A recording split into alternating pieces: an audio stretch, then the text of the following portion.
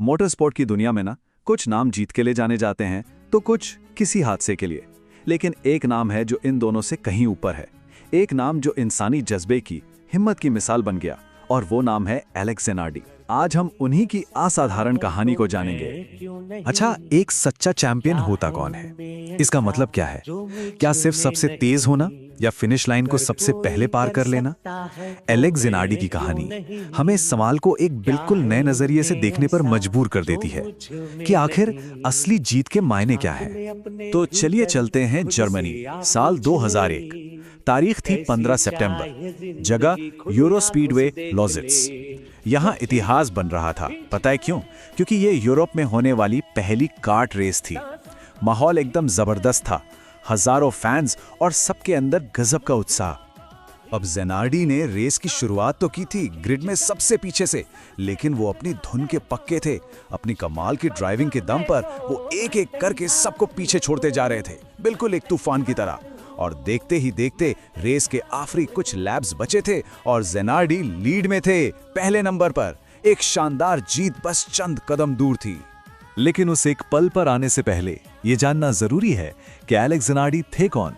वो सिर्फ एक ड्राइवर नहीं थे, वो मोटर स्पोर्ट्स की दुनिया में एक ऐसा नाम थे, एक ऐसा चैंपियन जिसका हर कोई लोहा मानता था। और उनका अंदाज, उसके तो सब दीवाने थे। उनका जो करियर था ना, उसकी कहानी दो बिल्कुल अलग अलग हिस्सों में बटी है। एक तरफ था फॉर्मूला 1, जहां उन्हें सच कहें तो काफी स्ट्रगल करना पड़ा, और दूसरी तरफ थी अमेरिकी कार्ट सीरीज, जहां जाते ही वो एक सुपरस्टार बन गए। असल में उनका नाम वही बना, उनकी असली प्रतिभा वही दुनिया के सामने आई। और ये जो नंबर्स है ना, ये खुद उनकी कहानी बताते हैं। 1997 और फिर 1998, लगातार 2 साल वो चैंपियन बने। 1998 का साल तो सोचिए, मतलब कमाली था। 19 रेस में से 7 में जीत और 15 बार पोडियम। ये दिखाता है कि उस दौर में उनका दबदबा कैसा था। एक तरफा राज था उनका, और जीतने के बाद उनका जश्न मनाने का स्टाइल वो भी एकदम अलग था। वो अपनी कार को ट्रैक पर गोल गोल घुमाते थे। फैंस ने इसे नाम दिया डोनट्स, और इसी बेबाक अंदाज ने उन्हें बना दिया द डोनट किंग।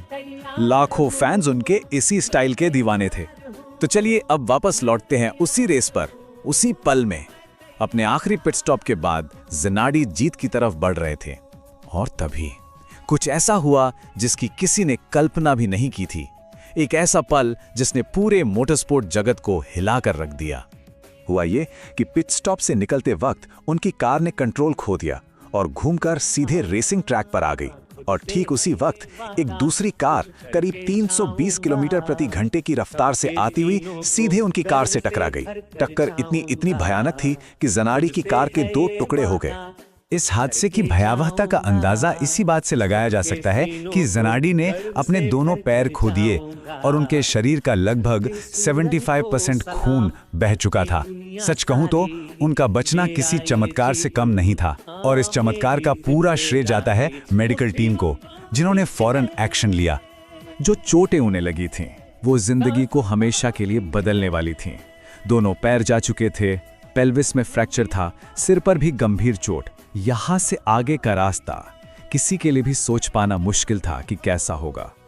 और ठीक यहीं से ज़ेनार्डी की कहानी का दूसरा और शायद सबसे असाधारण अध्याय शुरू होता है। जब उन्हें होश आया तो उनके शब्द थे, जब मैं बिना पैरों के जागा तो मैंने उस आधे हिस्से को देखा जो बचा था, ना कि उस आधे हिस्से को जो खो गया था। जरा सोचिए इस मानसिकता के बारे में। इसी सोच ने आने वाले कल की नींव रखी। तो ये कहानी सिर्फ रिकवरी की नहीं है, ये कहानी है उस जिद की, उस जज्बे की जो नामुमकिन को मुमकिन बना देता है। क्योंकि एलेक्स ज़ेनार्डी, उन्होंने अभी हार नहीं मानी थी, उनका सफर तो अभी बाकी था। और इसका सबसे बड़ा सबूत, हादसे के सिर्फ 2 साल बाद वो उसी ट्रैक पर वापस लौटे। उन्होंने सांकेतिक तौर पर वो 13 लैप पूरे किए जो उस दिन अधूरे रह गए थे। और कमाल की बात सुनिए, उनका जो लैप टाइम था वो इतना तेज था कि अगर वो उस दिन की रेस में होते तो 5वें नंबर पर क्वालिफाई करते। मतलब रफ्तार वो अभी भी उनके अंदर थी। उनकी वापसी की कहानी भी किसी प्रेरणा से कम नहीं है। सबसे पहले उन्होंने बाजार के प्रोस्थेटिक्स को छोड़ खुद अपने लिए पैर डिजाइन किए, फिर हाथों से कार चलाने के लिए एक खास कंट्रोल सिस्टम पर महारत हासिल की, और फिर साल 2005 में उन्होंने वर्ल्ड टूरिंग कार चैंपियनशिप में एक रेस जीती। उन्होंने पूरी दुनिया को दिखा दिया कि कुछ भी नामुमकिन नहीं है। अपनी फिजिकल ट्रेनिंग के दौरान ही उनकी मुलाकात एक नए खेल से हुई, हैंड साइकिलिंग। ये एक ऐसी साइकिलिंग है जिसमें पैरों की जगह हाथों और शरीर के ऊपरी हिस्से का इस्तेमाल होता है। और जो चीज सिर्फ एक ट्रेनिंग के तौर पर शुरू हुई थी, वो बहुत जल्द उनका नया जुनून, उनकी जिंदगी का नया मकसद बनने वाली थी। और यहीं से शुरू होता है उनकी जिंदगी का एक और हैरान कर देने वाला चैप्टर। अब उनका लक्ष्य था एक बिल्कुल नए खेल के शिखर पर पहुंचना और दुनिया को एक बार फिर से हैरान कर देना। और देखिए, किस्मत का खेल भी कितना अजीब है। उनका पैरालंपिक डेब्यू हुआ ब्रैंड्स हैच में। ये वही मशहूर रेस ट्रैक है जहां उन्होंने सालों पहले 1991 में रेस की थी। जैसे जिंदगी का पहिया घूमकर वापस उसी जगह आ गया हो, लेकिन एक बिल्कुल नए अंदाज में। और वहां उन्होंने जो किया वो कमाल था।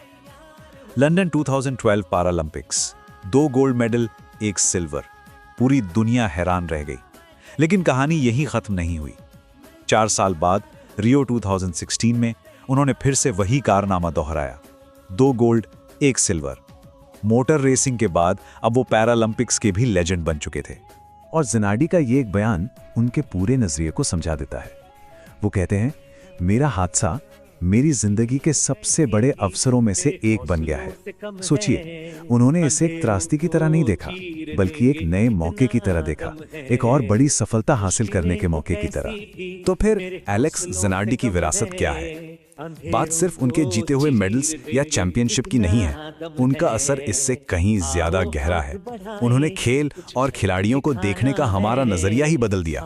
उनका करियर इस बात का जीता जागता सबूत है कि इंसानी इच्छा शक्ति की कोई सीमा नहीं होती। Kart champion, world touring car race winner और पैरालंपिक चैंपियन, 3 बिल्कुल अलग अलग खेलों में टॉप पर पहुंचना, ये वाकई असाधारण है। और शायद उनकी सबसे बड़ी विरासत यही है। उनकी वजह से लोगों ने पैरालंपिक एथलीट्स को सिर्फ किसी हादसे से उभरने वालों की तरह नहीं, बल्कि टॉप क्लास एलीट एथलीट्स की तरह देखना शुरू किया। उन्होंने ये साबित किया कि ये सिर्फ प्रेरणा की कहानी नहीं, ये बेहतरीन खेल और शानदार प्रदर्शन की कहानी है। तो आखिर में ज़िनाडी की ये अविश्वसनीय कहानी हम सबके सामने एक सवाल छोड़ जाती है, एक बहुत गहरा सवाल कि हम जीत को मापते कैसे हैं। क्या जीत का मतलब सिर्फ फिनिश लाइन को पार करना है, या फिर ये उससे कहीं ज्यादा कुछ और है?